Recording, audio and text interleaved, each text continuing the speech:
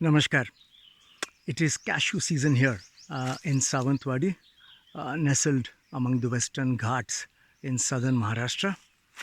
And if you can follow me here, you can see some of these cashews are ready.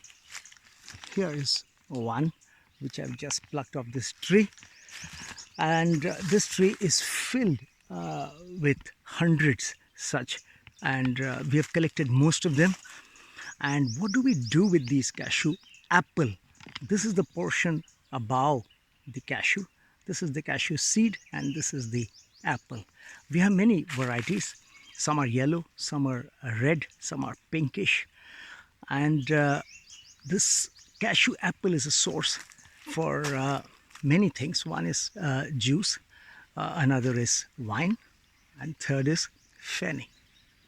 One way to have a fresh juice out of this cashew apple is simply to de-seed it, remove this cashew, store it, and squeeze the juice out of this and drink it straight from a glass.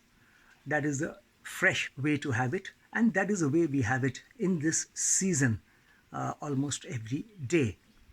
But for the purpose of storing such a juice in the form of a squash, what we have to do is to treat the juice, boil it a bit with some other ingredients, which I shall show you. And the first step for that is, of course, to remove the juice from all these cashew apples. I have about 80 to 100 cashew apples here. I shall start de-seeding them and then removing their juice.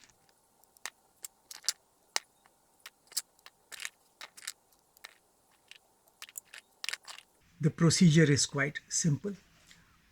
We take the cashew apple, wash it, and cut off the two sides. Right? And then we put this in a bowl filled with little bit of water and some salt.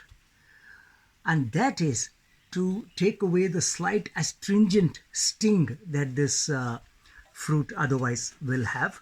And that is a very effective solution. So here I've taken another. I'll show you again. We chop off one part, the top part. We chop off a little bit of the bottom, and we keep it in this like this. So this we shall continue doing for all the cashew apples that we have, which is quite a bit, as you can see.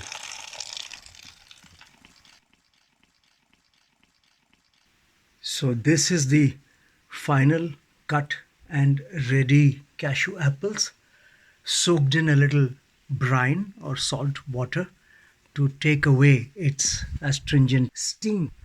Now we shall see how the juice is extracted and how we can make different things out of it. All right. While the cashew apple was marinating in the brine solution, I've used the opportunity to have a bath, have my lunch, and the post-lunch session begins.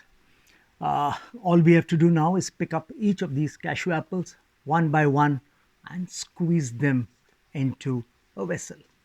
We have about 30 cashew apples here, which we will be extracting juice from.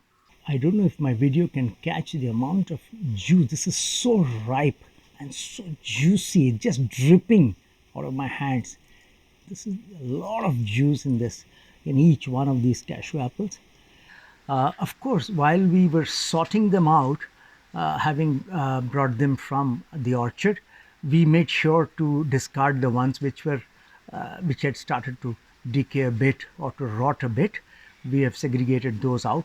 So what we have is very, very fresh and absolutely yummy smelling cashew apple juice coming out. I like to do this by hand. If we want, if there is a much larger quantity that you want to do, one can also use some kind of a mechanical pressing technique. I once done for a very large quantity. I put all this in a bucket and used a wooden, what do you call it? I don't know what to call it. a wooden stick with a base in it, you know, and I more akin to a road making equipment, and I hammered it with that and got the juice out, and then we can discard the skin. We can do that, but for this quantity, which is not very much, it will take about 20 to 25 minutes, but it's good work and little exercise for the wrist and the finger muscles. Okay, I'll be doing this for the next 20 minutes. You don't have to watch every cashew apple being squeezed. I'll fast forward this and bring you to the end. These are 2 full liters of cashew apple juice.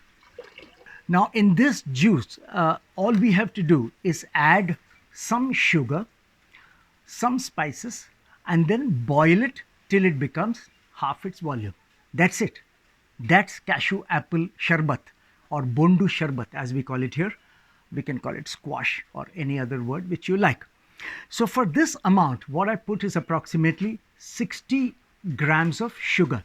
But what I'm going to do instead is I'm going to use only 30 grams of sugar, and I'm going to use 30 grams of jaggery powder. Here we call it gur shakkar, and gur shakkar of an equal amount. Now, spices. These are some spices we have. Black pepper, it's from our own farm. Cinnamon, this is also from our own farm. Now, I'm going to take a few peppercorns. Can you see it? And I'm going to put them in. I'm going to add a small piece of home-grown, farm-grown cinnamon. That's it. We now put it to boil, and we boil it till the volume becomes half.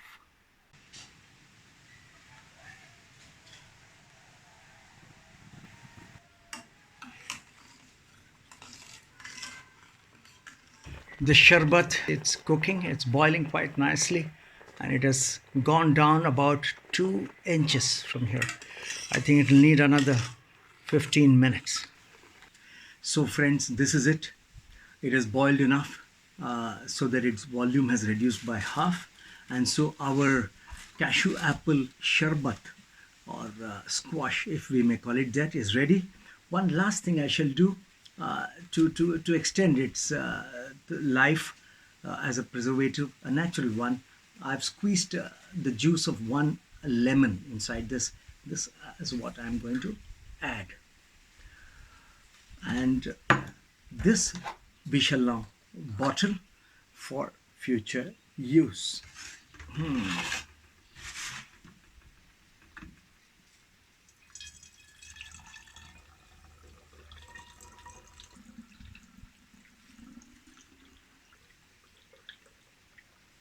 That is great.